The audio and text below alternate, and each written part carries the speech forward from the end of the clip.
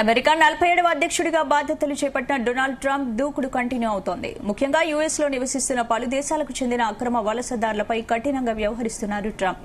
అంతేకాదు పలు దేశాల నుంచి దిగుమతి చేసుకుంటున్న వస్తువులపై అధిక పన్ను విధిస్తున్నారు. దీంతో వలసలను తగ్గించొచ్చని అధ్యక్షుడు భావిస్తున్నారు. ట్రంప్ నిర్ణయాలపై భారత్ ఆచితూచి వ్యవహరిస్తోంది.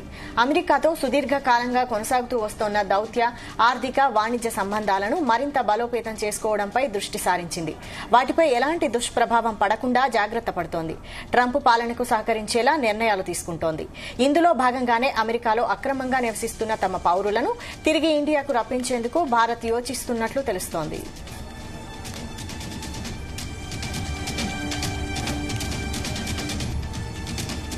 సరైన పత్రాలు లేకుండా దాదాపు 18,000 మంది భారతీయులు అమెరికాలో అక్రమంగా నివసిస్తున్నట్లు కేంద్రం గుర్తించింది.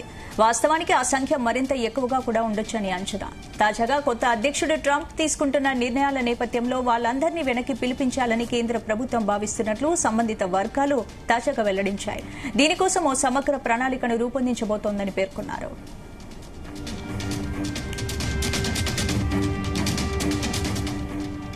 ఎన్నికల ప్రచారంలో అక్రమ వలసదారులపై ట్రంప్ కీలక వ్యాఖ్యలు చేశారు. అక్రమ వలసదారులను రాడికల్స్, టెర్రరిస్టులుగా అభివర్ణించారు. అలాంటి వాళ్లు అమెరికా గడ్డపై నివసించేందుకు ఎంత మాత్రం అర్హులు కాదని వ్యాఖ్యానించారు. తాను అధికారంలోకి వచ్చిన వెంటనే వలసలపై ఉక్కుపాదం మోపుతానని ప్రకటించారు. అందుకు అనుగుణంగానే బాధ్యతలు చేపట్టిన వెంటనే ఎన్నికల సమయంలో ఇచ్చిన హామీలను ఆచరణలో పెట్టేందుకు సిద్దమయ్యారు. ఇప్పటికే జన్మతః పౌరసత్వ హక్కును కూడా రద్దు చేశారు.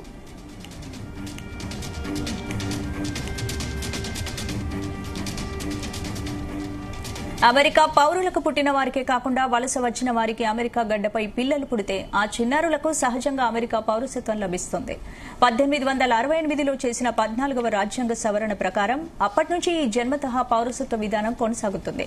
అయితే దీన్ని రద్దు చేస్తూ ట్రంప్ ఎగ్జిక్యూటివ్ ఆర్డర్ జారీ చేశారు. అక్రమ వలసదారులకు తాత్కాలిక వీసాపై అమెరికాకు వచ్చిన వారికి పుట్టే పిల్లలకు లభించే జన్మతః పౌరసత్వాన్ని మా ఫెడరల్ ప్రభుత్వం గుర్తించబోదు అని ట్రంప్ ప్రకటించారు.